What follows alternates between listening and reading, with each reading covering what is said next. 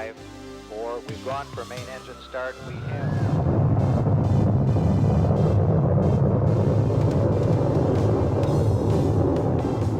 America's first space shuttle. And the shuttle has cleared the tower. A vehicle that could launch into space as a rocket, put 25 tons of cargo into orbit, and land on a runway like an airplane. Not just once, but over and over again. In the 1980s, NASA would rip this concept from the pages of science fiction and place it squarely on the cutting edge of space travel.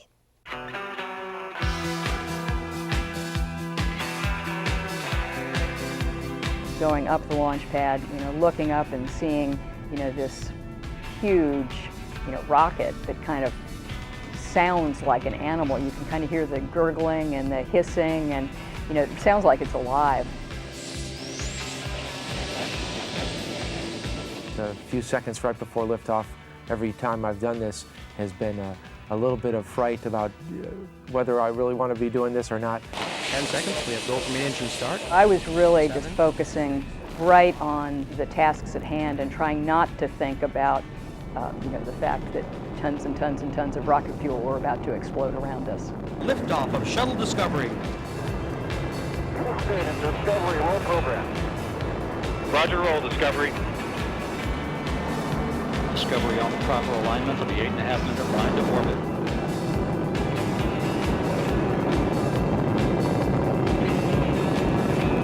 Seconds into the flight. The forces and the sensations are just powerful beyond imagination. They shake you so much that you can hardly see the displays in front of you. Right after the solid rocket boosters are jettisoned at 2 minutes, it's a very smooth ride. The acceleration is very powerful, and you're on your way to orbit with a very different feeling. As soon as you achieved orbit, the engines cut off. Just instantaneously, you go from being pressed in the seat to hanging in your straps and sort of floating in the cockpit.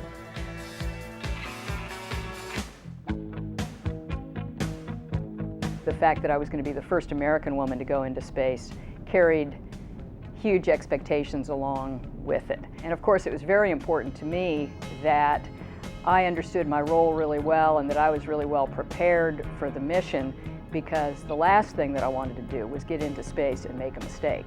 So I wanted to be very, very sure that I was able to meet the expectations. Every step you take, I'll be watching you. Oh yeah, maybe your mind's too fast.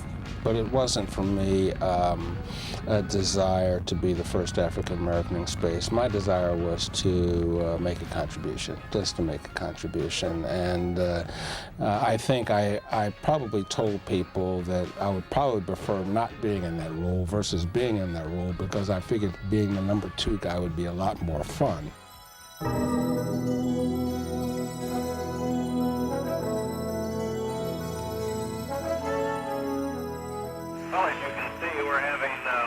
Up here trying to figure out what happens to the human body in 0G.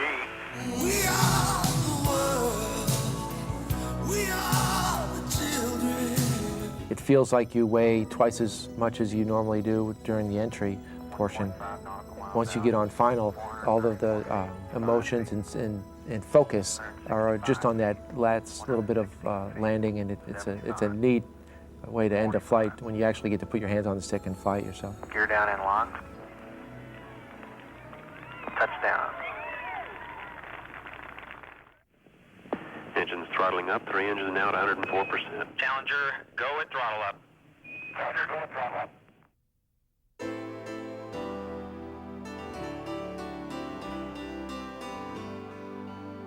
We come together today to mourn the loss of 7 brave Americans, to share the grief that we all feel, and perhaps in that sharing to find the strength to bear our sorrow and the courage to look for the seeds of hope. Risk is something that we have to just really consider as part of our life, especially in exploration. I know we've had some tragedies, and we'll probably have tragedies in the future, but you know, the ones that we've lost were probably the first ones to tell you, keep pressing on, don't stop because of us.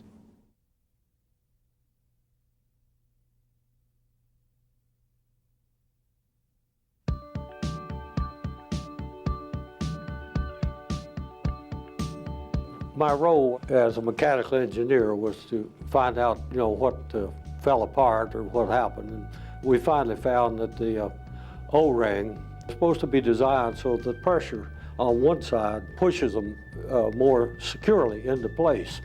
The housing for that big O-ring was just the opposite. The pressure actually pushed it out. Finally, of course, when the thing burned through, and actually burned the nozzle through, it was pretty obvious to see what the problem. So with we got the job of redesigning. 1, 0, and liftoff. Liftoff. Americans return to space as Discovery clears the tower.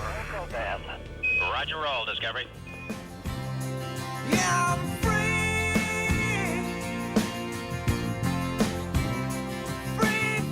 Good morning, Discovery. And you gotta go for HST deploy arms. NASA opened the decade of the 90s by placing the Hubble Space Telescope into orbit. It would peer farther into space and further back in time than any other telescope. And in the closing decade of the 20th century, Hubble and a host of other robotic explorers would provide astonishing new views and perspectives.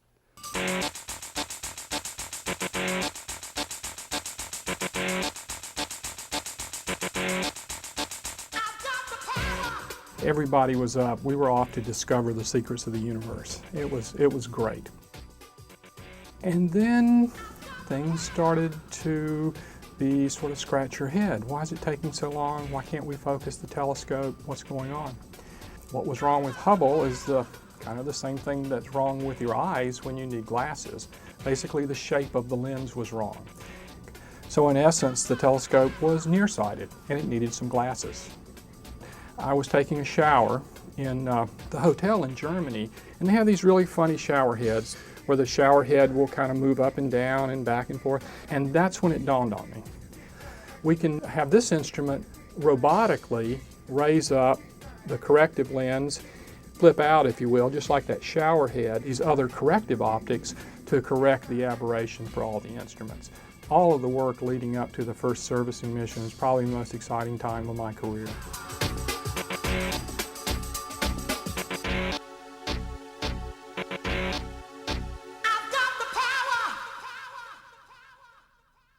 The NASA program changed the nature of astronomy. We made some extravagant promises on Hubble. We undersold the program.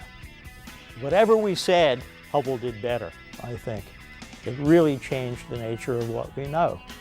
Hubble is one of the most phenomenal things we've ever done in space. Data that we get from Hubble will continue to change the way we think about ourselves, about the universe, and our place in it. You know, the pictures from Hubble are iconic. You see them everywhere. The fingers of God. This is the gas pillars that are actually many, many, many light years across. So the scale of these things is enormous. And you're actually seeing the birth of stars. It's a star nursery. It starts to give you a sense of how small we are and how vast the universe is. And that's my favorite picture.